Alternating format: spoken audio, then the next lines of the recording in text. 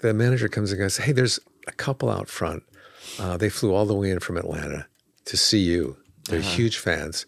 And the husband fell and hit his head in the bar. And he's really hurting. I was wondering if you can go out there, maybe just say hi to him, because then I could be able to go to the show.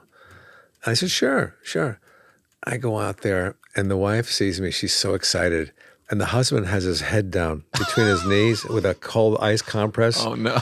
And she goes, honey, it's Kevin. And he looks up, and he's got a black eye already. And he sees me, he goes, hey. And he puts his head back down. She goes, honey, it's Kevin. I say, hey, you guys want to get a picture? Because I'm so used to the hey, let's go get a picture. Let's get a picture. And he's like, no. And then she goes, come on. And so he picks his head up, the black eye, and he puts on this most painful smile. He's like, I take the picture. I don't even know if he survived. It's breaking bread. How do we do it, man? I'm not sure. How do we do it at your age? Well, that's what I wanted to ask you. Yeah. They gave me a spot at the Comedy Store tonight at 10:30. What would you do if they offered you 10:30? I'd take it. You would? Yeah. I got a nap beforehand. No, I mean, I like so when I go on the road, which I do quite often, I love it when they have a 6 o'clock show and an 8:30 show. Mm-hmm. And I'm back at the hotel room watching, Turner Classics at 10:30. Yeah. I know. Yeah, 10:30. But if you don't have anything before it, that's a pretty that's start. True. Especially if you live away and your kids are growing up, right? Yeah. Yeah. I used to. My son just went off to college. He's 18. Oh wow. But I used to hate leaving. To go on the road and not see him on the weekends, Yeah. So when I'm in town, if I'm doing like a gig, I'll do it either really early so I can get back and he's still awake, or I'll do it really late. But he stays up till like midnight, so yeah. And I'd always rush home to see if his light in his bedroom was on. Oh, and then I'd run up there. Nice, you're a good dad. Did you cry when he left? Well, we were really. Had mixed feelings about being empty nesters because he's the only child, and but we were kind of looking forward to it. So then he got accepted at USC. So it cost us a lot of money. We had to move to the East Coast to become empty nesters. No, but it's nice to have him kind of close. Yeah, yeah. But we did cry when we dropped him off at Montessori school when he was like 3 or whatever. In the parking lot because it was the first time. I cried. When we dropped her off at college. It was the first one. I have 2. I was like keeping it together, and then just started sobbing. How about your wife? When we pulled away? Both of you? Yeah. I just had to pull the car over just to cry so I could see straight.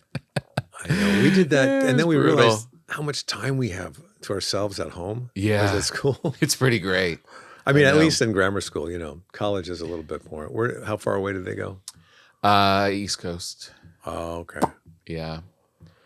But it is nice. You can walk around the house with no pants on. It's pretty good. I made you this bread. But that's right. You make bread. I baked this for you. Can I have a piece? This morning. Sure. Is it really? I think it's really hard because you have a saw. Oh, shit. Do we have the... Yeah, I designed this. Did you really? Yeah. This is through this company called Nambe. What do you mean you don't have talent? Do we have a plate for the olive oil for the great Kevin Nealon? Are you kidding me? I hate to eat while we're talking, but we could always use one of these. The candle is what we've been using. Oh, the candle one. Yeah, but then he sees that we use the candle. You're really good at this now, right? Yeah. Well, look at it. Isn't it beautiful? That's gorgeous. It looks a little burnt on the top, but I like it like that. I like it. I've been going darker lately. Yeah. I think it gives it a richer flavor. What different kinds do you make? Is this your specialty here? Yeah, this is. Oh, that's it. Thank you, Danielle. Yeah, this is a sourdough country loaf, and it's whole wheat and white. I didn't know you can mix the two. In the north. Yeah. Here's your bread. Thank you. Oh, this piece. I thought you were going to give me the big piece. You could have either piece. All right, I'll take this one. It's yours. You get to take the whole thing. This home. looks... I have a little bag my God, for this you. This is great. Yeah, this is all for you. I'm going to take that home with me? Yeah. Oh, my God. I know. I can't wait to get out of here. This is amazing, man. Yeah, you're welcome. Now, you just use oil. You don't add vinegar to it as well? Put vinegar on the list. God dang, nabbit. We always think we have it nailed.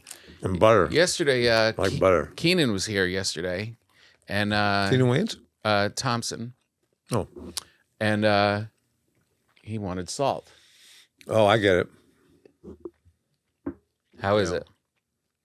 Really good. Yeah. I like it's chewy. Yeah. It's got a good bite to it. Nice. As Paul Hollywood would say on the British Bake Off. The British Bake It's got Off. a good bite to it. It's got good bite, good flavor. Yeah. Good It's, flavor. Yeah. Nice crumb. Nice crumb. So a little flat on the inside. But, the crust is nice. Yeah, a little soft. And Kevin, I follow Kevin's touring schedule from probably 5 years ago or 4 years ago. I feel like I'm always a little behind. Whenever I get there, you're already in a frame on the wall of when you were there. And for a while, I was taking pictures. You were sending them to me. And sending them to you every time I got someplace else. I know.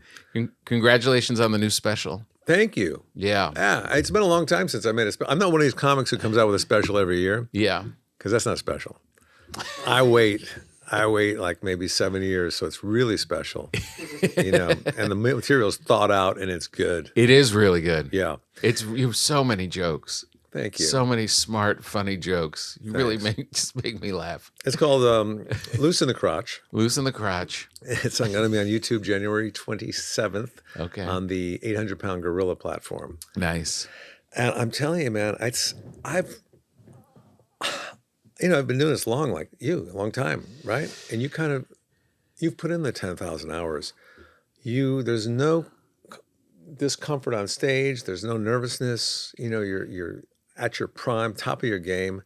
You're writing, your style now. You're not being influenced by somebody in the beginning, trying to emulate somebody. You know who you are, and you know how to write for yourself. And that's what it's come down to for me, where I have a certain style, and people will say, that's a Nealon joke. That's you know what I mean? Yep. And I'm okay with that. But there's sometimes where I get to the point where I think, man, I should be doing more kind of like Nate Bargatze kind of story stuff, because he does really well with the arenas and stuff. Right. What am I doing wrong, Yeah, right. Everyone's saying, should I be like Nate? Yeah. And sell 20,000 seats, 30,000 seats? Yeah.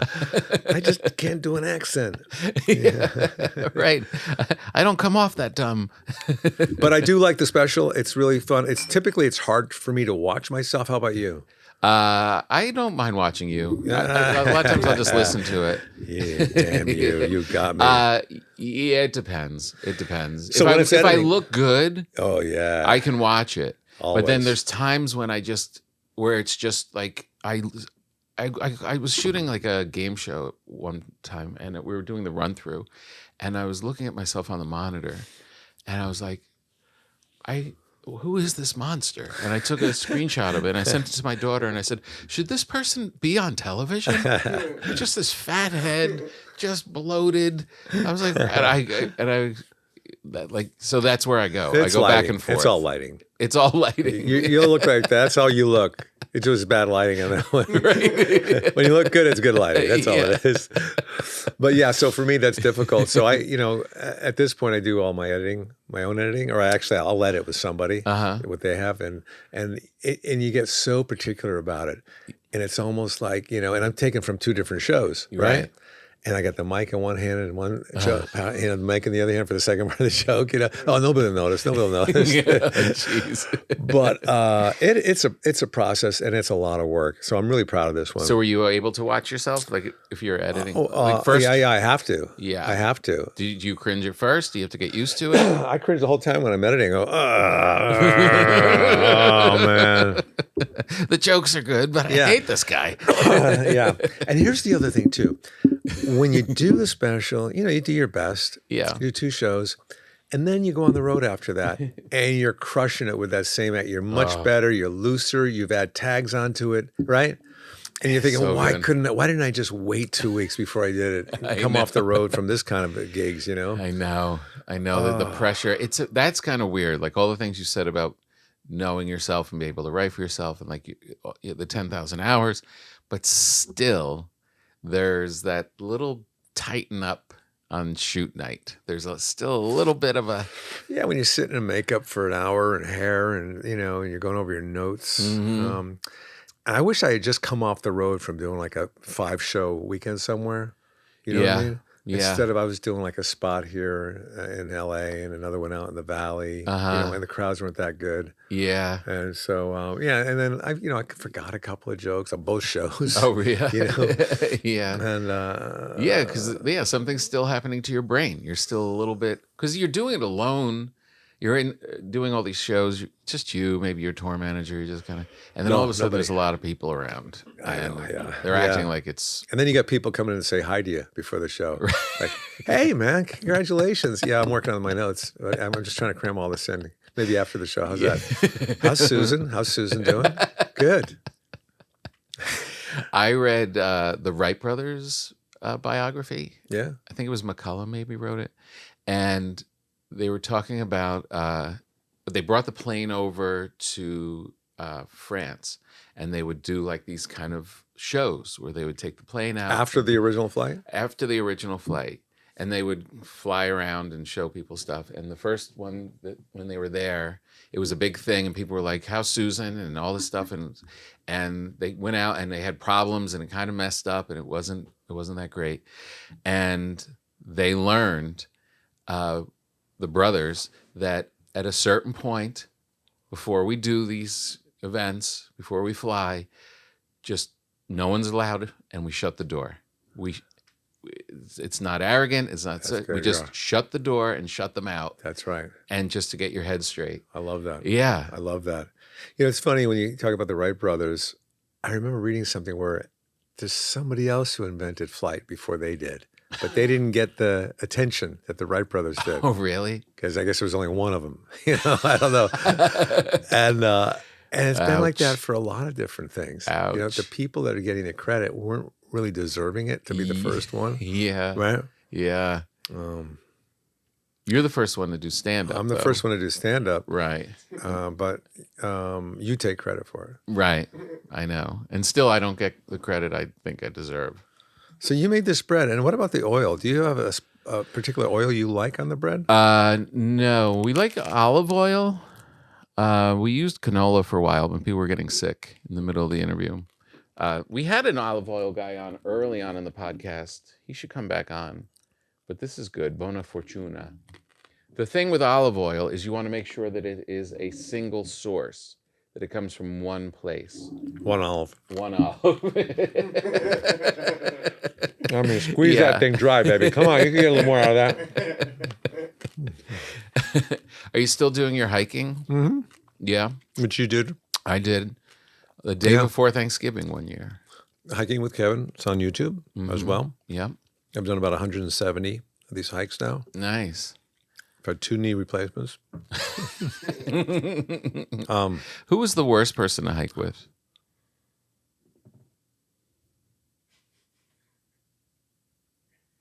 What?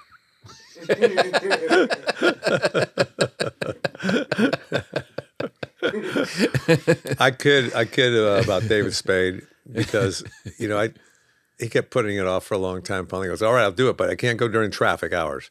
And it's got to be flat. and bring some food because I'm hypoglycemic, you know. And he's just looking for things to complain about. You know, we're walking flat and maybe it's going up like an inch. Yeah. He goes, are we going uphill? Yeah. So anyway, he was fun. But who's your best friend from SNL? John Belushi. Oh, yeah? No. I don't really have a best friend. Dana and I hang out a lot. Dana Carvey. Yeah. We talk a lot, actually. Do you think it's weird that adults have best friends? I don't have a best friend either. I think best friends come and go. Right. So maybe it's a temporary best friend. Mm-hmm. Like I have a best friend that I don't really see anymore. But I still consider him one of my best friends. Right. because he lives a little bit further away, but we have so much history and so much connection. But Adam Sandler, we hung out a lot. We hang out a lot doing those films. Right. But Dana, I see those two guys the most. David Spade. Yeah. Yeah. Do you hang out with them when you're not working? Unless I run into them. Yeah, I don't. Yeah. That is the cool thing about this business is like when you get to hang out with your friends while you're working, that it's like. Yeah. Right. Yeah. I had to go early for a meeting into Hollywood. Today? No, it was a couple of weeks ago. And because I was already in town, I don't want to have to drive all the way back, then come back to Hollywood. So I thought, well, I'll just hang out with some friends. And I realized I have no friends in Hollywood because nobody lives there. Right. I had like one or two friends, but they were gone, Yeah. Just sitting at Starbucks. Yeah. I know. I think about that when I'm in New York sometimes. It's like I always have this vision because I'm not there anymore that I've just got tons of friends. And when I get to New York, I'll go hang out with everybody. And then you get there and you call the one or two and they're not around. And you're like, I guess I'll go back to the room. I know, right? Well, you know what it's like too when you're younger, you go out, you go to the clubs, and afterwards you go out maybe drink and have a couple of drinks at different clubs, or the hot club on the college campus, whatever, and then and you go to movies during the day, you hang out at the mall. But then as you're older, like we said, you got the Turner Classics on your laptop, and you're happy just being in bed with room service. I know. Right? Yeah. Oh, Yeah, I love completely. that. Oh, it's so great. Oh, I can't wait. When I'm doing my stand-up, Yeah. my second show, I'm thinking, oh, it's going to be so nice to get back to that room.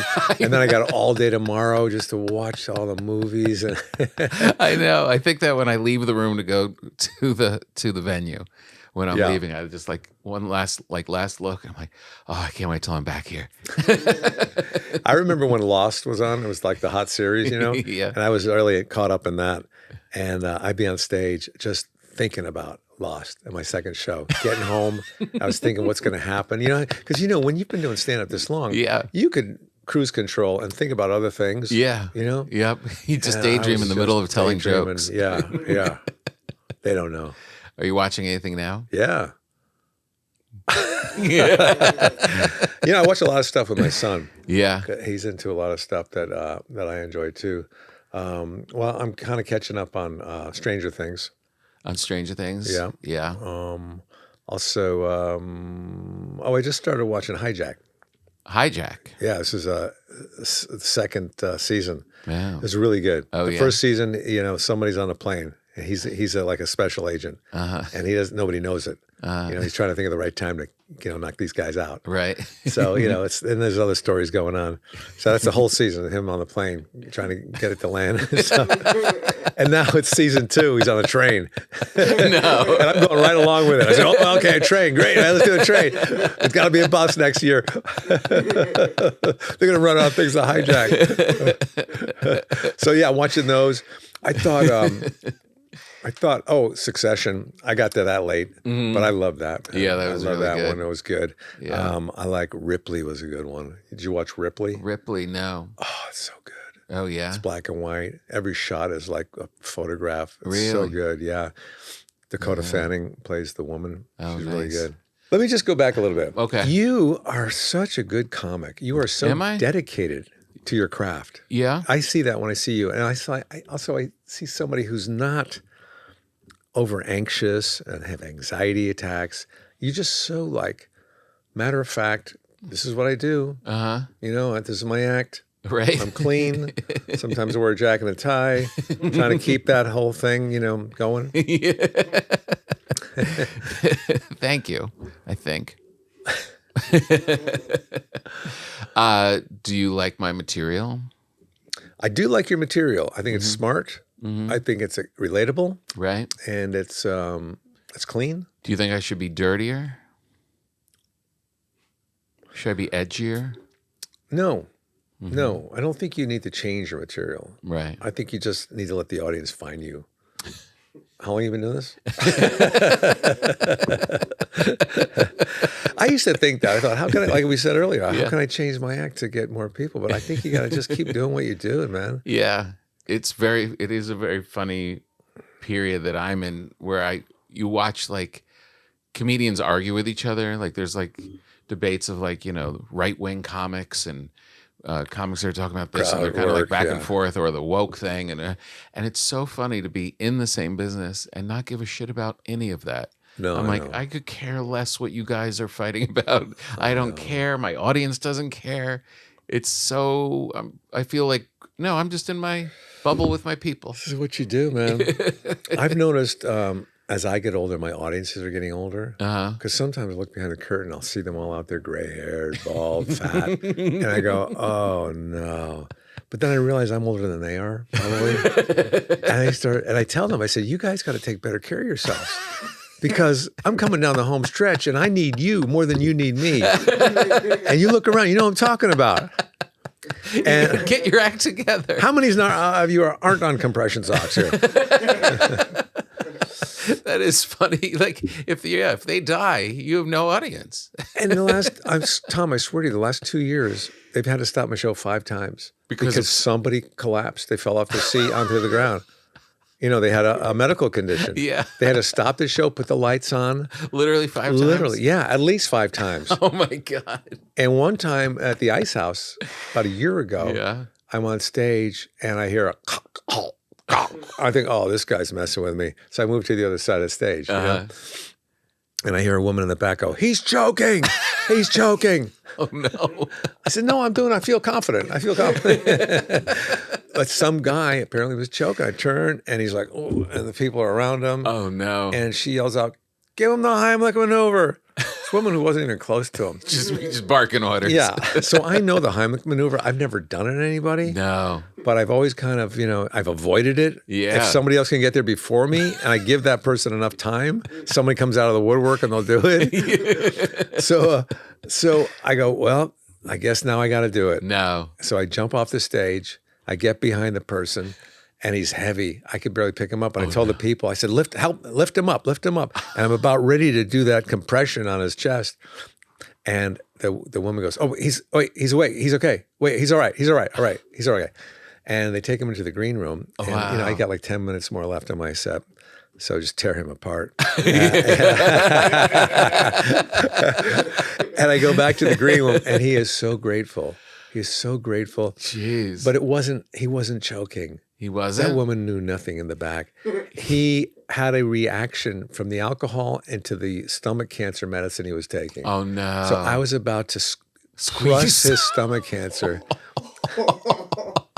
But that's kind of the best case scenario, because everyone thought you were a hero because you went down, you made the move. Yeah, I was trying to. Another time, to help. Another time, somebody fell off. Get him some aspirin. There's always somebody who thinks they're a doctor in the crowd. I know, it's true. He's had a heart attack. No, he's dehydrated. No, his wife came into the room. He's having a heart attack. His ex-wife. Get the ex-wife out of here.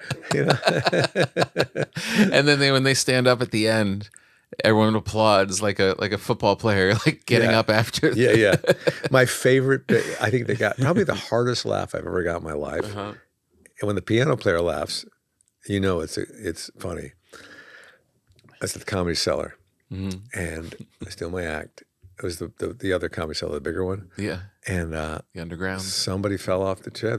They passed out, and everybody's pushing the chairs away. They're getting around them, Yeah. And they turned. I was talking about this cookie that I have. It's this nice chocolate chip cookie, and then it happened, And they turn the lights on. Everything stops. 10 minutes later, the EMTs take her away. Oh, my God. They set everything up. They turn the lights out, back on me, and it just picked right up. But like a chocolate chip cookie. You know the kind I'm talking about. The chocolate's warm still. It's still warm for the, Didn't even mention it. It's great. Didn't even mention it. Yeah, that's fun. I like that. Are you on the road? Yeah. Yeah? Yeah, a lot. You do go a lot. But it's easier for me now because my son's in college. Right. So I don't feel like I'm missing. You don't feel bad. Him that much. Yeah. Right. I do miss my wife, but she's done growing. She's not changing her appearance.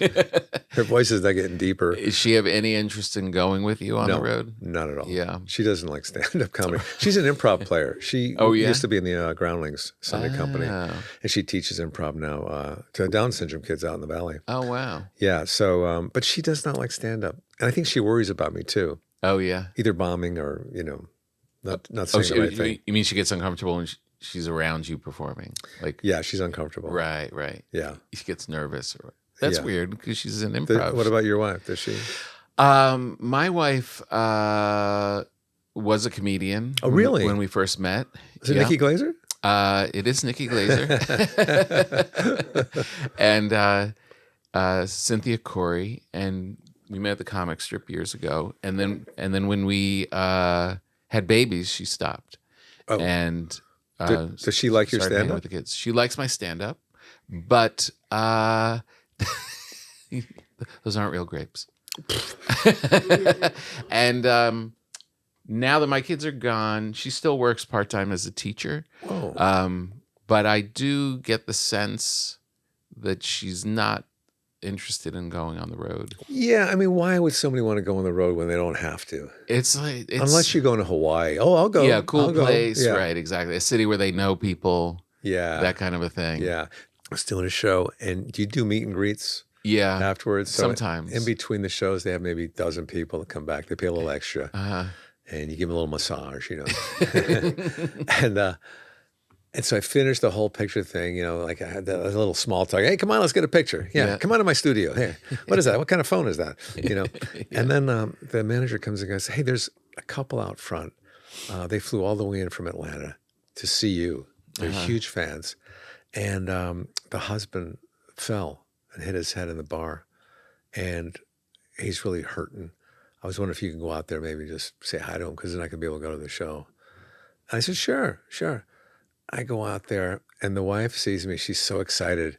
And the husband has his head down between his knees with a cold ice compress. Oh, no. And she goes, honey, it's Kevin. And he looks up, and he's got a black eye already. And he sees me, he goes, hey. And he puts his head back down. She goes, honey, it's Kevin. I say, hey, you guys want to get a picture? Because I'm so used to the hey, let's go get a picture. Let's get a picture. And she goes, honey, you want to get a picture? And he's like, no. And then she goes, come on. So and I'm like right behind her. Yeah, let's get a picture. Come on. And so he picks his head up, the black eye, and he puts on this most painful smile. He's like, I take the picture. I don't even know if he survived. Brain falling out his ear. Oh my God, yeah. Man. I was doing I have in my merch and stuff, I have books, and I was like, this is nice to go. I'll just go meet people and go out to the merch thing and sign books for people. And I found it to be like nice. Like you go out there and you just no paid meet and greet. Just go out there and everybody gets in line and you hear all those stories like we drove 6 hours or we saw you in Vegas or whatever. And it was like a really nice way to like kind of see people and meet people. But it's as long as the show. It's like another hour of selfies, small talk. Yeah, taking pictures with everybody. And anybody's buying the book hardly. It's good, but it is like a lot. And because I've done it for a while, I feel a little guilty about not doing it. But I don't know. Do I have to, Kevin? It depends on what you're selling out there. I sell produce. So it's it's not that hard. Mm-hmm. Everybody wants produce. I think I used to do that. I would have a CD or DVD I would sell from a special out there, or I had a book that I would sell, an autograph, and it's a lot of work. It's a lot. And it wasn't worth it to me, the amount I sold. Yeah. And I see some of these big comics, they sell merch and they make more money doing that than they do their gig. Yeah. Usually, they have T-shirts and, Nate. they got stores all over the country. Yeah. Nate has a theme park he's working at. Yeah. So I stopped doing it. Yeah. But I did it for a while. Yeah. But it really wasn't worth the money to me. Yeah. People grab I'm them. not thinking about the money. Can I have a piece of your bread? Sure, yeah. I'm not thinking so much about the money as much as just, I don't know, it was just nice meeting people. And it was kind of like fun, especially when I was going through markets I hadn't been before. I was like, oh, they'll be happy to come back. People you didn't know. Yeah. I guess that's thinking about the money, that they'll come back. So I'm allowed to just do the show and go home. You're there to make people laugh, Mm-hmm. not to sell stuff. How long do you do in a set on the road? hour 10. About that. I don't even have an MC anymore. No? 2-man show. Mm-hmm. Because when you have an MC, actually an MC once said, this man needs no introduction. I thought, you know what, he's right. He's right. Why am I having this MC here? It just takes up more audience time, you know? Why am I paying for this guy? Yeah. So I thought a 2-man show, you have an opener, come out and do like 12 minutes, thank them. Now I have a thing I'm doing now. It's real jazzy. 12? They do 12? Yeah, 12 to 15. Mm-hmm. So here's what I do. The sound man comes back and goes, what music do you want to come out to? And what credits? I say, well, don't worry about it. I don't need an introduction, I've been told. So I don't have an introduction. Mm-hmm. The opening act finishes, thanks the audience, says, enjoy Kevin, leaves. 10 seconds goes by, and then I have the sound man start playing my walkout song. Uh-huh. I let it play for a while. And then I come out, no intro. People see me. Oh, it's him! It's him! Just like we thought. Yeah. And then I finish, and then I have another rendition of that song played loud, like boom, and I hit it, you know? Yep. And then I leave. Yeah. And then that's the show. And now a word from our sponsors. We'd like to thank the good people at Factor for sponsoring today's program. We love Factor. Man, when Factor shows up and you get just a stack of meals, I'm telling you, your shoulders just relax. You just put them in the fridge, and they come in these cool containers, and they're very easy to read, so you know if you're getting the chicken, or if you know you're getting beef, or you're getting salmon. And it's just so nice to know. I love cooking. It's my whole life. But when, you can't do it every single day, it's a lot. And you have to plan, and you've got to go to the store, and just to walk in, open your refrigerator and see 6 different meals that you don't have to think about, and that when you put them in, they're going to taste great, and they're going to be good for you. It's going to match whatever dietary concern that you have, because that's how you put in the order in the first place. It's just a game changer. Quality, functional ingredients include lean proteins, colorful veggies, whole food ingredients, and healthy fats. No refined sugars, no artificial sweeteners, no refined seed oils. A sea oil would be cool. Meals that fit your goals and schedule, healthier eating, calorie management, more protein, whatever you want, they can customize it for you. Mediterranean diet, GLP-1 support, and ready-to-eat salads. Plus, this is good for you, John, the new Muscle Pro collection supports strength and recovery. He's been so weak all year. It's been so sad. Always fresh, never frozen, ready in about 2 minutes, no prep, no stress. I literally, my daughter was still home. My wife and daughter were going out. They were going to, there's like that fancy place down by the Culver City Mall, the Asian place that everyone loves. Din Tai Fung. Oh, my daughter loves it because you can Instagram from there. And they were going off to go do that. And I was like, fine, by myself, Factor meal in the microwave. I'm eating this really great thing before they even left the house. Head to factormeals.com/Papa50off, PAPA50OFF, and use the code PAPA50off to get 50% off and free breakfast for a year. That's insane. Free breakfast for a year. Eat like a pro this month with Factor. New subscribers only. Varies by plan. 1 free breakfast item per box for 1 year while subscription is active. That's Papa50off at factormeals.com. Factormeals.com/Papa50off. Or just use the code Papa50off. It's a great way to support the podcast and get your life together. We'd like to thank the good people at ExpressVPN. Watching TV without ExpressVPN is like trying to travel the world without using a passport. You're not going to get very far. That's because streaming services like Netflix only show you a tiny fraction of their huge global library of content. ExpressVPN lets you change your online location so you can control where you want your streaming services to think you're located.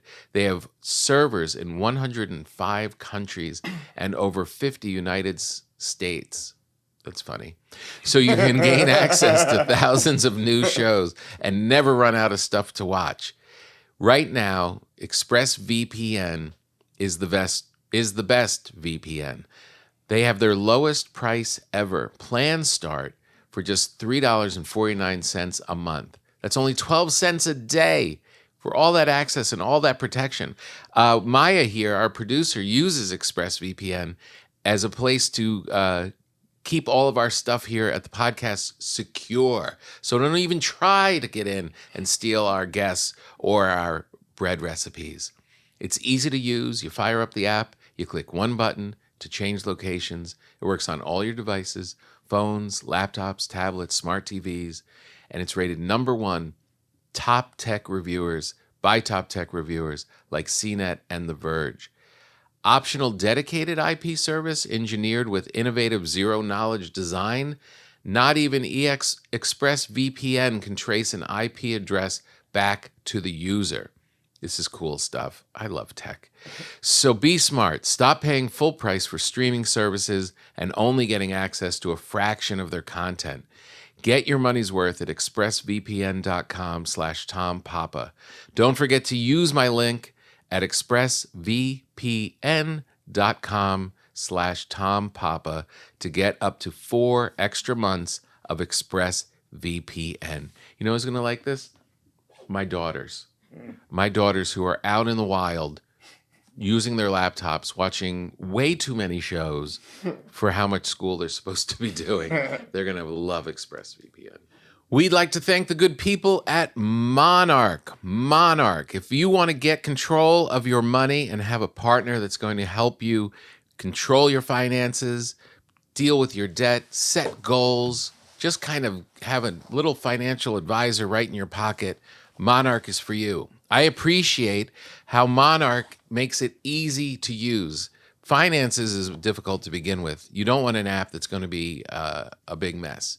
My go-to would be Monarch. It's a great finance app, and you can rest easy knowing that you're starting off the new year on the right foot. Look, it's time. You always get this kind of feeling in the new year where you're like, let me get control of my budgets. Let me maybe start an emergency fund. Maybe I should be saving for college. How do I just take every aspect of your financial life, put it in one place, and get control? Monarch is your friend. Unlike other personal finance apps, Monarch is built to make you proactive, not just reactive. So you can actually plan. It gives you data visualizations from Sankey diagrams, pie charts, line charts, and bar charts, investment tracking, individual and partner filters. You can share your Monarch account with your partner and your financial advisor at no extra charge and view your assets together or individually. Monarch helped users save over $200 a month on average after joining. 8 out of 10 members feel more in control of their finances with Monarch, and 8 out of 10 members say Monarch gives them a clearer picture of where their money's going. That's the thing I appreciate about Monarch. It helps you not just kind of catch up to what you're doing and what you're spending, but actually plan it all out, not just for today, but for tomorrow and into the future. Like I said, you can start planning for retirement, your children's education, buying a home, whatever your cool goals are going to be. Get it all in place. Monarch is there to help you along the way. You can set yourself up for financial success in 2026 with Monarch, the all-in-one tool that makes proactive money management simple all year long.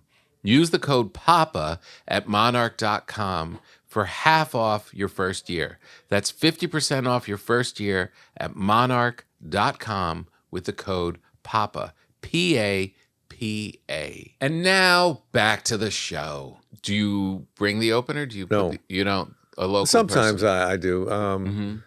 I was doing it for a while, but now I have so much stuff I do when I'm on the road. Like I edit Right. those hiking shows. I like to paint and draw. Yeah, which you're really great at. Thank you. In fact, I have People get that book?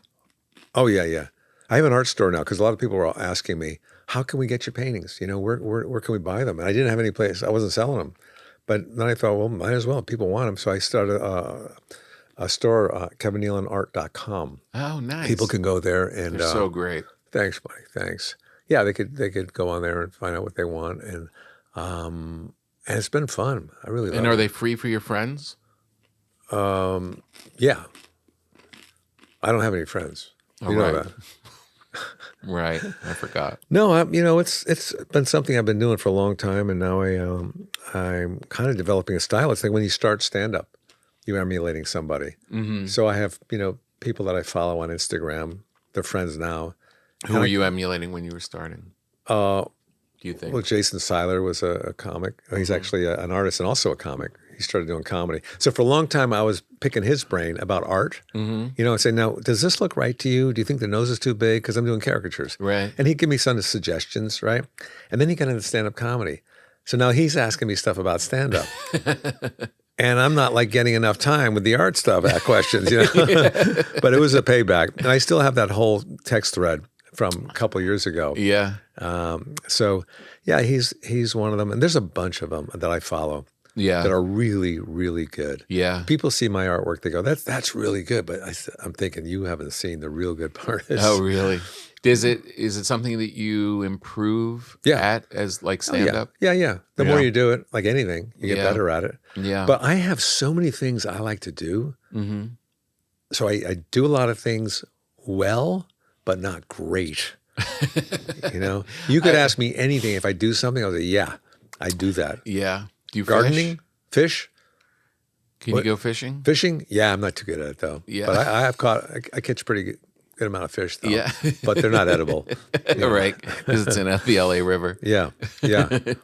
But like I play the banjo and the guitar. Right. And I've been playing since I was 10. But no matter where I am, if somebody else has a guitar, they're better than me. Right. Yeah.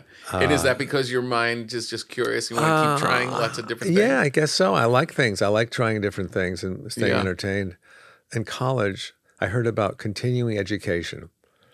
And at the time I thought, that makes sense. As you get older, you just keep learning. Mm-hmm. Like I took Spanish from a woman in Mexico City for 3 years.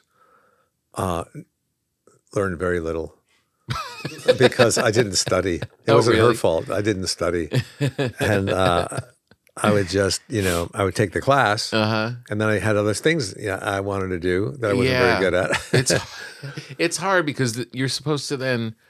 I did the Pimsleur thing. I was going to try and learn Italian. That's also a diet, by the way. A Pimsleur. and I was pretty good. Like I was retaining some of it, but then you're supposed to say it out loud all over. And I live with people. So like to just be like in my room, mangiato, che causa mangiato. But, they have to hear that. I know it. That was the same with the banjo. I could not play the band. I had to close the doors and put a sock around the neck of the thing, Yeah. So I'm spreading myself thin. But lately, I'll rotate. Mm-hmm. Like I haven't picked up a guitar or a banjo in a year. Right. Because I've been editing for a while for these hikes. Right. And then I'll stop the editing and I'll go back to painting and drawing. Right. And now I want to play the piano. I got a piano. Oh, really? Yeah. So did you just get the piano? no, I've had it for like a year. I took lessons from this kid. He was like 24. Yeah. And whenever I took lessons from something, the person was always older than me that taught it. Yeah. So you kind of had respect and, you did your homework. Yeah. But this kid is like 24 and I'm like, I'm taking phone calls, What I'm do you saying, know? wait here. I'll be back. No, I didn't practice. No, I didn't practice. No. I always felt like it would be good to learn like one song on each instrument. Like, Nice. so if so there's a piano at the bar and you can That's a sit great down, idea. play one song and that's it. Play another. No, not tonight. Nah, not you guys tonight. got stuff going on. Yeah. Now, That would be I always nice. wanted to be a singer-songwriter, the guitar. I used to go to all the coffee houses. I wanted to be like James Taylor Oh, yeah. or Crosby, Stills, and Nash, right? And but I was terrified to get on stage and sing. It seemed so intimate and revealing, and I didn't know if I had a good voice or not. So comedy Right. came a lot easier to me. Yeah. Yeah. It's always, I get nervous when I see comedians start to sing, Yeah. Yeah. Yeah, I do know. You're like, uh-oh. I was sitting with Don Rickles, about a year before he died at some backyard party with David Steinberg. And he just didn't understand the comics now. Oh, He goes, really? what is, I mean, what makes it funny? What is it? I said, Don, I don't know. Wait a minute, is this mold on here? What? Is this mold? No. What are you talking about? Oh, I thought it was green for a minute. What if it had mold all over it? Oh, that would be terrible. I mean, there might be hair in it, but I don't think there's going to be mold. Honey, I found the car keys. Do you cook? I Do you do have cook. that skill? You know what? My skill was breakfast. I'm like a great breakfast guy for my son. Oh, Because yeah. my mother always made us hot breakfasts growing up. There's 5 of us. Wow. And so Where'd you grow up? I grew up in Connecticut and Germany. But I love getting up and making breakfast. Before he even gets up, I'll be making pancakes, Yeah. French toast. Oatmeal's my specialty. Oh, yeah? Yeah. I mean, that's what I love. And How do you make your oatmeal? Not telling you. You won't? No. Come on. Okay. It's Quaker Oats, old fashioned. Sure. Unless I get mom's Not the oatmeal instant. from Oregon. And it's not instant. Never instant. Never instant. Never instant. Yeah. And it's pretty basic. I put some almond milk in there. You know, I boil it. I don't even measure it. Right. I know what I'm doing. If it's just for me, my son just likes it plain with the milk. But for me, I do the full thing. I'll slice like some bananas about 2-inch long down the middle, put it in as it's cooking so that, you know, While it's cooking. boils up nicely. Nice. Yep. And then I'll also chop up apples, Uh-huh. put those in the bowl, couple of them into the oatmeal, Right. soft a little bit. Little pieces? Yeah, a little like diced. Uh-huh. And then raisins, of course. Of course. And then sliced almonds. Ooh. Yeah, almonds, raisins. And this is all as it's cooking. This isn't Yeah, after. that's cooking. And then I Right. fill the bowl up. Not fill the bowl up, but I put some in the bowl, get it ready. Uh-huh. And then when the oatmeal is done cooking, I pour it into the bowl. Uh-huh. Not too loose and not too thick. Mm-hmm. And then I'll take some cinnamon. I just sprinkle a little cinnamon on there. And it's Ooh, sweet nice. enough with, and if I have blueberries, I'll put the blueberries in as it's cooking. So it turns a little bluish. You know what I Oh, mean? nice. I've been Yeah, been big on blueberries lately. You have been? Yeah. I just found a coffee, Verve coffee, that has a blueberry note to it. A little What does that sound blueberry. like? Like it's a sad fruit. Yeah, anything blueberry. How do they know that blueberries and avocados are like the most healthy for you? Yeah, I don't know, but they always change it, and then you get Yeah, they like do. you go like avocado crazy, and then they're like, no, we gotta Ice miss cream that now. one. It's ice cream. Right? Yeah. Chocolate chip ice cream. I never thought of doing all the additives while it's cooking. I always just throw it yeah. in after. Well, I don't throw it all in there. I throw a lot of it in the bowl, just raw, the raw state. Right. But I do like to throw the bananas and blueberries into the oatmeal as it's cooking. And sometimes I let it just sit there. I'll turn the stove off and I'll put the top on. Let it sit there. You know, get a little clumpy. I'm going to tell you my fast oatmeal, and just to see how angry you get. You know, I got to do the radio show or whatever. I don't have much time, but I see oatmeal. And then I'm going to tell you how I microwave bread. And I'll take that same oatmeal, a little water, a little paper towel over it, put it in the microwave for 1:30. Microwave it, take it out, take a scoop of peanut butter, melt it in that hot oatmeal, pour a little almond milk on it, throw some blueberries on it. Done. And do you eat it? And I eat it. It's not as No, I soft. get it. That's a and- protein kind of a quick thing. yeah. I It's, understand that if you're in a hurry. yeah. But I get up an extra hour early to do it right. To do the right. Yeah, that's how I did the bread. Yeah. I got up. I turned the oven on at 7 for you this morning. Yeah. What are you watching now on TV? What am I watching? I watch Pluribus. Yes, I forgot I was watching that. I did. It's over now, but Yeah, exactly. I watched that. And I was very proud of myself because I don't get to the ends of things. I watch good like for you. 2 or 3 episodes and then I lose track or whatever. yeah. Fall asleep. Yeah, but I watched all of Pluribus. Good for you. And that was good. And then I watched The Chair Company.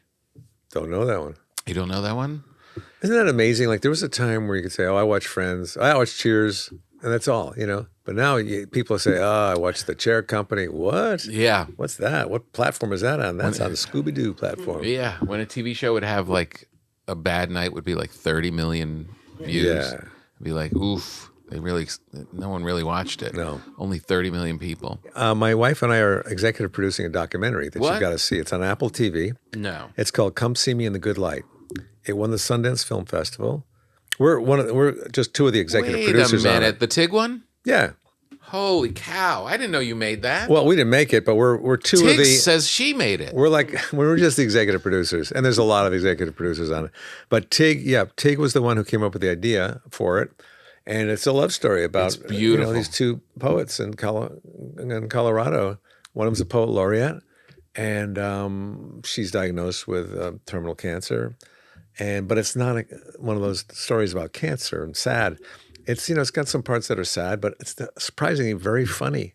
It's very funny. It's fantastic. You saw it? Oh, yeah. Oh, sweet. Yeah. No, I had Tig on when it was first, when you Coming guys were around? first completing Yeah. it. And what was her name again, the poet? I apologize. Andrea Gibson. Andrea Gibson. Yeah. God, And she their was partner, special. Meg Fowley. Man, oh Megan man. Fowley. That Yeah. that film is great. Isn't it It's great? so good. And her poetry is so good. Oh, it's and so moving. And her courage during the whole thing was just... When you watch that, you kind of recalibrate your whole life. Yeah. What's important, and you really appreciate having who knows how much time left, Yeah. instead of just 3 weeks, It was really, really powerful. Yeah. I hope a lot of people see it. I hope they're not scared away by the subject matter, because it's not a story about a cancer Yeah. No. challenge. And That's on Apple, right? yeah, Yeah. Apple TV. How did you know her? I've known Tig for a long time. I didn't know Andrea Gibson, but my wife did. My wife was a big fan. Oh, My wife reads a lot. yeah. She has stacks of books on her nightstands. Wow. And Yeah. she was familiar So with her poetry. She was. And, we were in Larchmont Village, Susan and I and my son Gable, just walking around. And then Tig comes on the sidewalk on her phone. Mm-hmm. We see her. She sees us. We're friends. We start talking. We say, Tig, what's up? She goes, I'm trying to raise money for a documentary about Andrea Gibson. And Susan, jump, what? We'll invest, Wow. I didn't know who she was. Yeah. So we did. And Not that's much how for we got reading. on board. Yeah, man. It was really fantastic. Good music, too. Sarah Bareilles. Mm-hmm.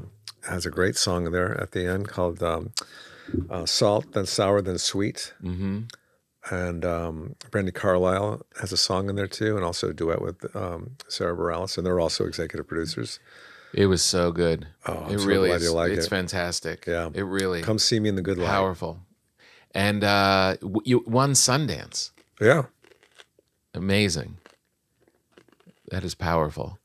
And It won a lot of festivals. yeah, I wonder if it'll be up for other awards. Find out on Thursday morning. Oh, good mojo. Yeah, that would be fantastic. I can't believe you executive produced that. That is one of the... Well, I was one of the people. Yeah, but we'll give you credit. All right. I mean, we gave Tig credit probably. When was that? September? Well, she deserves the credit because she really initiated the whole idea of it. Uh-huh. Did you like when she got up on stage and did the poetry near the end? Yeah. Oh, my God. Spoken word. Oh, man. Oh, that At was the amazing. That's like Paramount? Rocky. God, it was so powerful. Yeah, you get chills. Yeah, she was so good. We do a thing on this program called an uncomfortable moment. You say you do your own editing about in your hiking show, and you kind of profess that you are like a real hiker and you really like hike and stuff. But we found this. Well, on I the never internet. said I never professed that I was one. Are you using a cart that we're not aware of? That's or- right. Yeah, well, I use the term hiking loosely. That's such a great AI photo, by the way. Everyone thinks these are AI generated. It's They're so not? weird. It is. It's crazy how you don't even know now what's AI. I know. Those animals attacking each other. I think, man, is that possible? I got burned the other day. I was posting all these horrible ice videos on Instagram. These horrible guys just dragging these poor women and stuff out. And so I've just been posting them because I don't post a lot of political stuff, but this is so beyond I know. anything political. It's just as human beings and Americans, it's so anti all of us. So anyway, I've been posting those, and then I posted one, and my daughter called, and she's 23, so she knows things, and she's like, that one about the bishop yelling at the ice guys to get out of the church, it was AI. No. I was like, what? She's Really? Like, yeah, you can tell because there's no ice written on the back of they're just in all black. She Well, goes, who cares? That's what I said. Who gives a shit? They lie all the time. Yeah.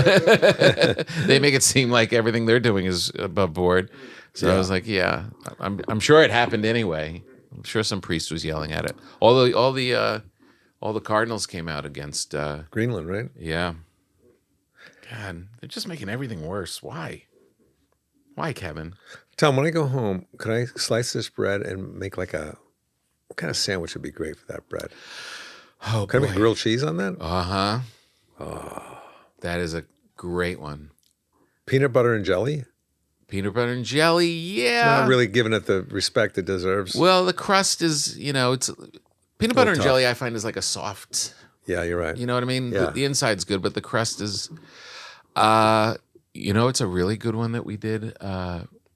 It's going to sound weird, but cottage cheese with blueberries and honey. Excuse me. I'm sorry. That was Kevin Nealon. Well, let me. Here's another. I'll give you another Wait, one. let me just think about this for a minute. Cottage cheese, blueberry, and honey. Mm-hmm. I know, it sounds weird. No, I get that. I love cottage cheese with sliced peaches from a can because my mother used to have that all the time. Oh, then come on. Yeah, our moms, it was a big diet food. Yeah, it was. Yeah. Then you would like it. A really good thing to do is slice it and do a toast or do like an open-faced kind of sandwich. With a avocado fried egg on it, toast avocado with a and fried eggs. Yeah, that's going to be in the skillet tomorrow. That's going to be good. If you're adventurous, one of my favorites. Take it on a trip? Put it in your pants. Take it on the plane. Slice it. Cream cheese. Oh, yeah. Sardines. Interesting. Capers. Olive oil. Interesting. You want to get really gross? Yeah. But delicious? Sure. Take soft butter. Leave it out. Soft butter. Chop up garlic. Chop up anchovies. Mix it with some salt into the butter. Put it in the fridge. Raw garlic. Overnight. Raw garlic. Chopped up really fine. Same with the anchovies. Get up in the morning, take it out, let it soften, slice it, toast it, slather it with that. It's called the gentleman's breakfast. Little scrambled eggs on the side. Will you send me that recipe? It's so good. You can't have meetings or see people, but it's for a while. It's fantastic. If they find out that garlic is not healthy for you eventually, oh my God, I'm going to be angry because I had to put up with so many people smelling like garlic. Their whole body is permeated with it. I know. You know? Yeah, it's really strong. God, how do you live long if you're lonely and no one's talking to you? Yeah. Depression sets in. I know. You don't go out and do stuff. Hey, everybody. Big news. The Netflix is a Joke Festival, the biggest comedy festival in the world, is kicking off in May. May 4th, I think, is the first day, and it runs for 1 week, and it's got all the biggest comedians in the world coming and performing. Yours truly has a show at the Ebell Theater on May 5th, Cinco de Mayo. I will be doing my solo show. And you guys are all invited. If you can come, go to tompapa.com and get tickets there. We want to make a big splash, and there's a lot of other shows, so I want to get the word out as quickly as possible, so you guys don't end up going to see some other lame comedians, because that'd be horrible. So now you know, on May 5th, you can come see me at the Ebell Theater. Go to tompapa.com, go through that link. That's probably the easiest way to do it. I'm also going to be performing with the Dodgers. They have a big event, I think, on the next night, and then a bunch of other stuff I'm going to do for What a Joke for the radio show and a bunch of other things. We'll keep you posted on that, but I just want to let you know about the big show, May 5th, Cinco de Mayo. Go to tompapa.com.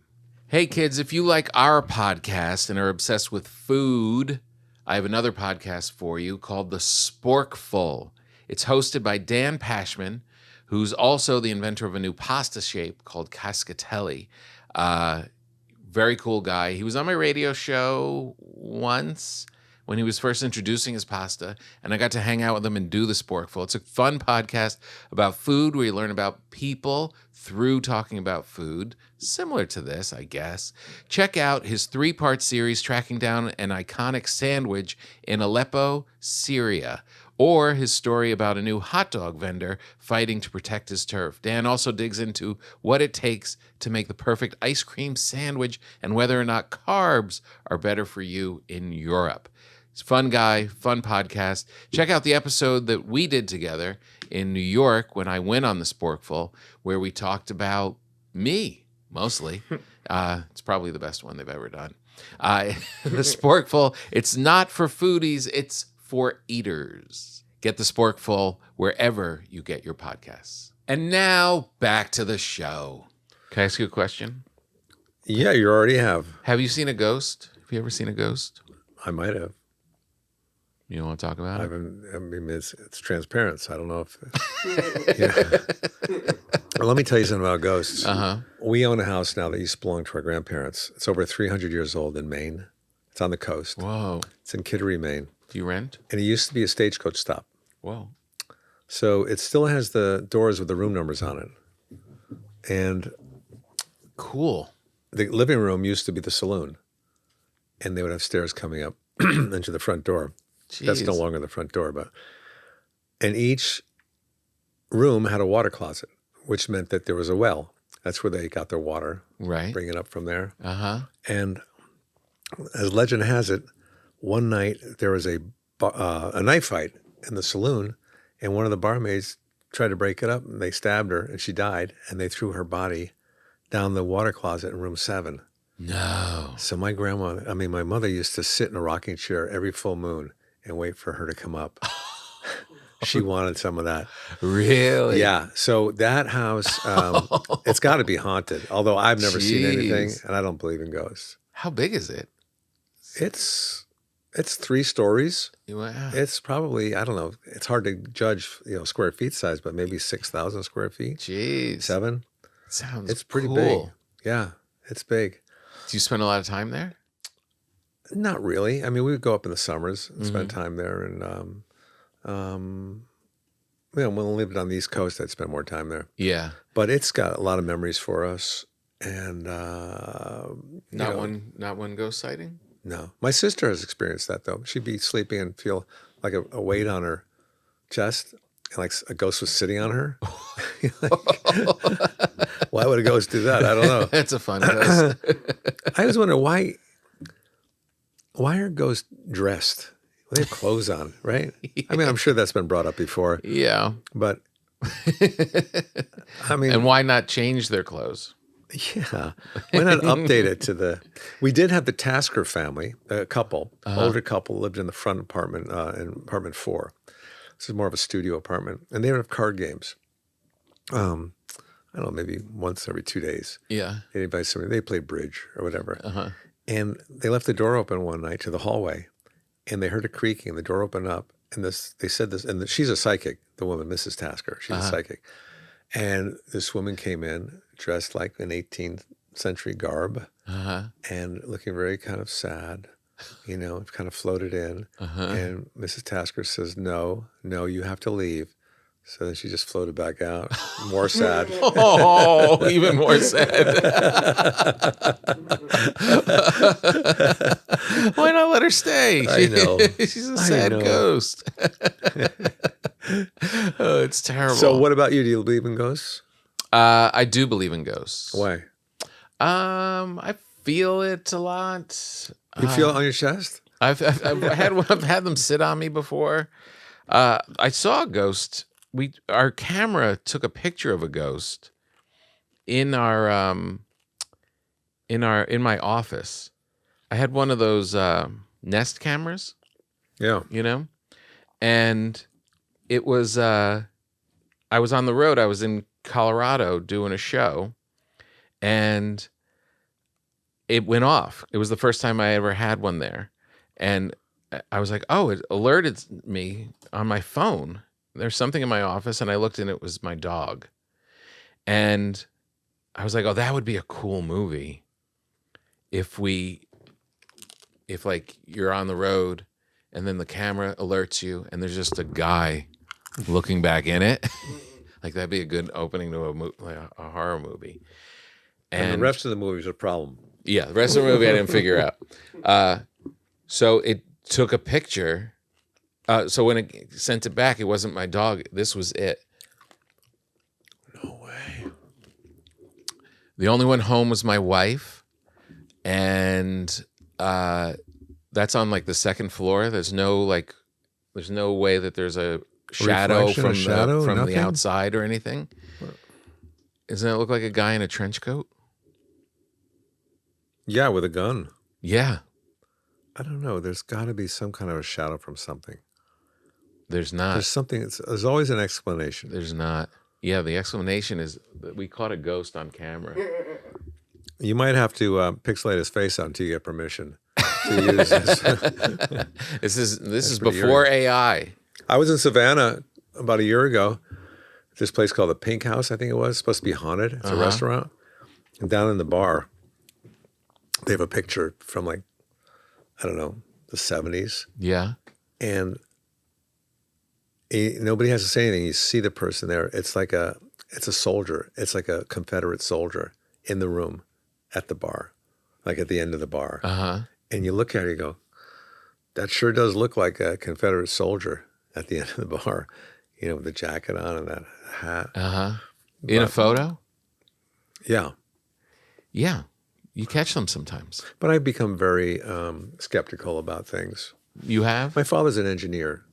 So he, everything had a reason for it and everything, So I'll believe it if I see it or if I don't see it. But everything has a reason up to a point, and then nobody can explain it after a certain point. It's like religion. Yeah. You just, if you want to believe it, you believe it. If it helps your life, makes you more excited that there's ghosts. Can I ask you a question? Yes. When you think about me, do you think too handsome or too skinny? I think too bad. Too bad this guy didn't have just a little more talent. No, I think my son looked up. My son goes on the ChatGPT. You know what question he asked him? What? Is Kevin Nealon handsome? Did he? And what did it say? I'd say yes. It said not in a movie star kind of way, but because of his personality and blah, blah, blah, it makes him handsomer. No. It didn't say I was not handsome. It just said not in a movie star kind of way. You should do yours and see what they say. That's fine. Oh, all right, I'll do it. Yeah. I don't think that. I think you're a handsome man. I think it's lighting in the again. comedian It's lighting. landscape. In the comedian landscape. Oh yeah, with other comedians, right? Sure. Yeah, Right. I would say that. Who do you think is the cutest male comic out there? My friend has a relationship with the woman on ChatGPT. Created a character. Really? Yeah. It has a. Talks to him. Oh, really? How was your day today? No. And she knows all his likes and dislikes. Really? Hey, did you get to that meeting today? How did that go? Oh, jeez. Is Tom Papa, the comedian Tom Papa, handsome? Well, beauty's in the eye of the beholder, right?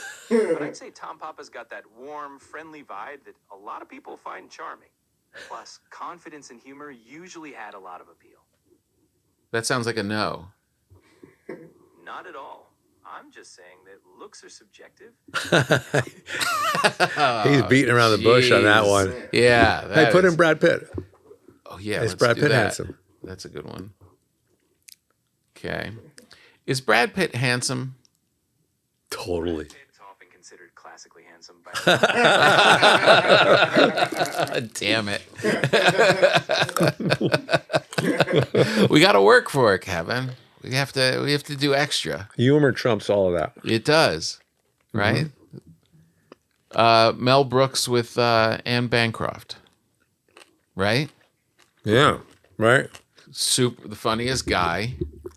Without funny, that face doesn't end up with Anne Bancroft. That happens a lot. Speaking of Mel Brooks, I had the most amazing experience. I was friends with Norman Lear for the last few years of his life. Oh. And what a treat that was. Yeah. What a great guy. And of course, he's friends with all those old timers. Yeah. Mel Brooks, Carl Reiner, Dick Van Dyke. Yeah. So he invites me to a lunch at his house in the backyard. And I show up, and Jonah Hill's there. It's me and Jonah Hill. And sitting across from us, Mel Brooks, Dick Van Dyke, Norman Lear, and Warren Beatty. Jeez. And they each had their own assistants with them, you know. And we just, Jonah Hill and I, we just sat there like with our mouths open, dropped, you know. Yeah. And we just asked. Mel Brooks talks a lot, so I have to interrupt him. You Yeah. know, and I got to shut him down. You know, and but Dick Van Dyke, he's like so together, you know, and he's so on top of things. And God. Warren Beatty, you know, looked okay. He's older. You know. Yeah. Yeah. But Jeez. that was such an experience. And That's then we're epic. leaving. Jonah Hill's driving down the driveway, and I flag him down. I go, "What just happened?" He goes, "I know it, man. But what a great experience to have that." Yeah. You know. That's crazy. I got to go to Carl Reiner's house once and interview him in his office. Yeah. He was like 92, and he was working on his book. He was 92. He's got a lot of books he Yeah. worked on every year. God. Now I'm 94. Yeah. Now I'm 97. And he was at his desk, and he's like, "This is where I wrote Dick Van Dyke. Yeah. I would write here, and I'd look out, and there was a neighbor, and she would sit by the pool, and when I would get tired, I would just look out, and then I'd come back and write. And he wrote all by himself. I know it. I think he God. wrote those out on Fire Island, too. Fire Island. Yeah, That's where he went a lot. Back then, that was like a big, kind of an artsy place. right. And Do you feel like we missed out? Like shouldn't we be going to like some artsy place and be like, oh, it's all our peers are working on stuff? I don't know. Are there any places like that? I don't know. I'm not invited. Santa Barbara, maybe? No. Yeah, No, nobody. Everybody just stays home. yeah. Everyone does their own thing. Yeah. I used to go to St. Bart's a lot when I was on SNL. It's an island off in the Caribbean. Yeah, That was like the place, you know, everybody would go there. There'd be models and actors. And right, I would go with the SNL group. Lauren Michaels would go there a lot. right. And that was kind of like one of those escape places. And I don't know if people would write or anything out there, but Yeah, when you're scrolling through, you know, a form where you have to put your age in there, and you know they have it starts like at the top, like 2026, Yeah. and then you got to keep scrolling down. I know. My daughter, who's 20, was like, "Oh, I can't believe how far I have to go now to get my age." I'm like, "Oh, keep going, baby." Carol Leifer had a good joke. She goes, "It takes forever to get my hand. I'm scrolling, Civil War, you know, Roman Empire." She was on at Largo the other night. We were doing Patton's show, and she's so solid, Carol. Yeah. Just great jokes. Yeah, See, this is what I like. This is what I like, the people where it's joke forward, like yourself. Jokes, but also kind of a point of view and something to say. When I first started, they said, "You got to have something to say." Uh-huh. I thought, yeah, I want to say the joke. Yeah. That's what I'm going to say. But now I get it. You know, you got to have like an opinion on things. Uh-huh. But I still don't really have an opinion. I just do kind of dark, kind of absurd things, you know. Yeah, which is so great. But that is your thing. my That thing. kind of forms you saying something. But I don't think it's so as relatable as somebody who's talking about families and, you know, Yeah. school or whatever. Yeah, but not everybody wants to hear that, you know? Right. Then you have people that just want to see someone who's really great at their craft, make them laugh. And then Yeah. it's a different thing. You know what I always find amusing, I guess, or interesting is I go to these clubs and I'm looking at these people who I've never met before, and they've had their whole lives Yeah. lived out. Uh, And I never even knew it. I never knew when they were happy or laughing or going on trips together. Yeah. And that they even existed. yeah. And now here I am looking at these people. Yeah, it's weird. It's amazing. But they know who you are. Yeah. Yeah. Just having a whole existence in this town that you never even thought of until you got there. And there's so many people will be alive when you're alive, and you'll never know them. Yeah. It's very And you'll bizarre. both die, and you'll see each other in heaven. You go, Wait a minute, you were on Earth? I didn't see you on Earth. Where were you? And then you just wander around and try and get into people's card games. Yeah. It's like with soulmates. You know, I'm really skeptical about that whole notion of, is he your soulmate? Yeah, he is my soul. What is the likelihood of this guy being your soulmate out of the billions of people in the world? You happen to meet your soulmate at, Taco Bell Right. on that Friday. Yeah.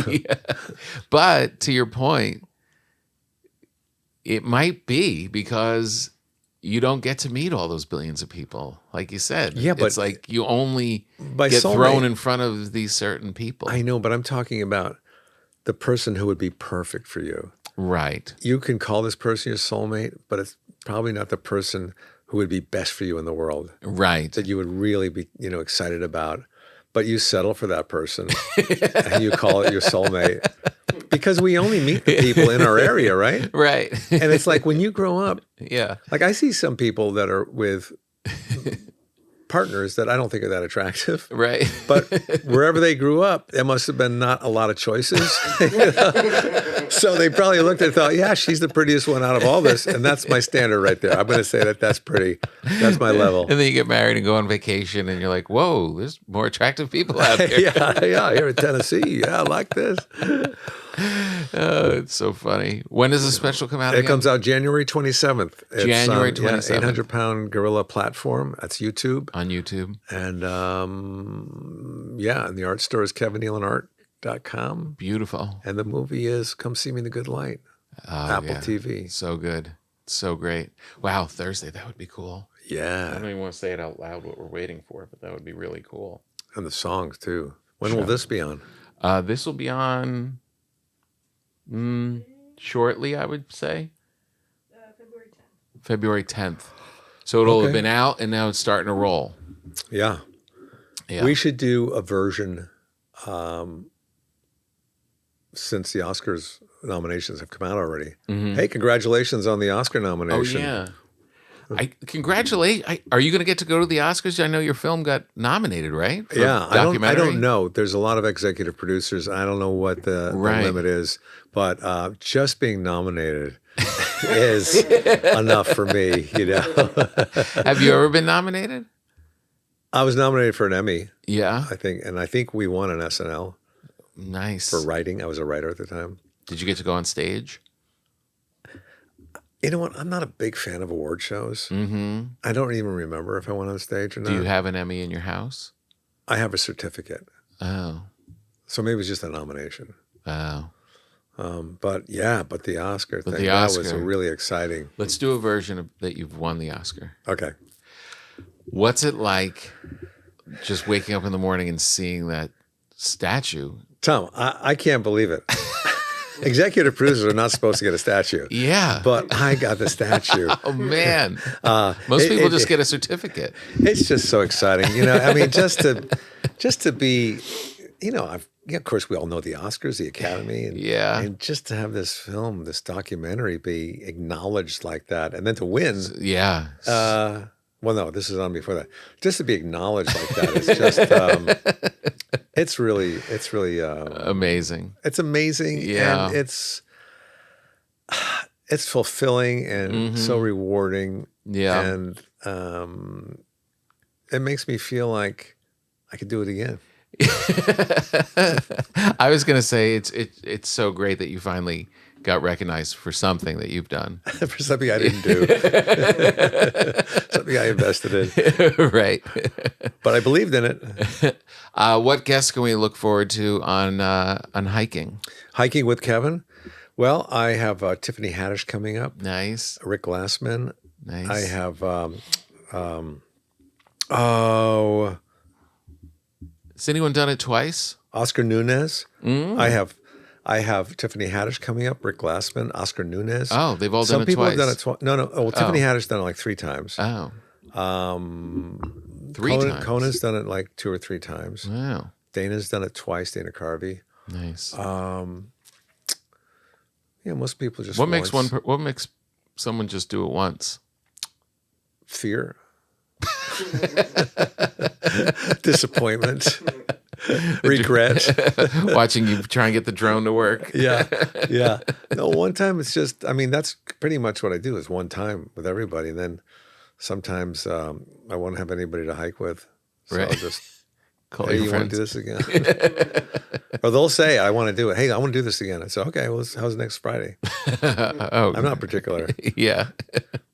Well, congratulations again on all the awards. Thank you. On the special, on the Oscar, on all of it. Yeah. The art show, the art, Yeah, the art show. all the of art it. shop, KevinNealonArt.com. And let me know what you end up doing with the bread. Oh, I know what I'm going to do with it. All right, well, that's enough. I'm going to make croutons out of it. That's a good thing to do, actually. I'm going to dice it up. Oh, they soak up the vinegar. Oh, man. That is good bread, man.